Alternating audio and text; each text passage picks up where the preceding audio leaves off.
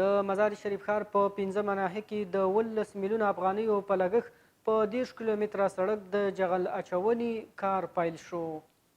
د مزار شریف ښاروال وایي چې د 10 کیلومتره سړک د جغل اچونې چارې چې د قبة الاسلام له ښارګوټي څخه پیل شوي د ښار د 12 ناحیې پورې به دوام وکړي.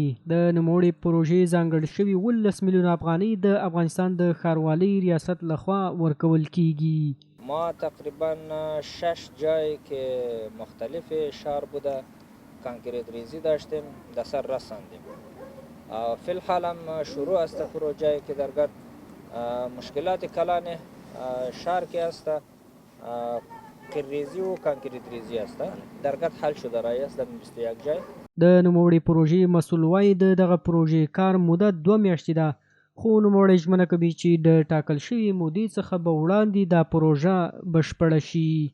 از طرف ریاست شهروالی 2 ماه تعیین شده و ما تلاش داریم که این پروژه را بخیر قبل از میاد تعیین شده بخیر تکمیل و به بهره برداری بسپاریم. له بلې خوا د دغه ښارګوټي خلکو د مزار ښاروالۍ څخه مننه وکړه او په دغه سیمه کې د نورو پروژو ترڅنګ د یو کلینیک جوړولو غوښتنه هم وکړه.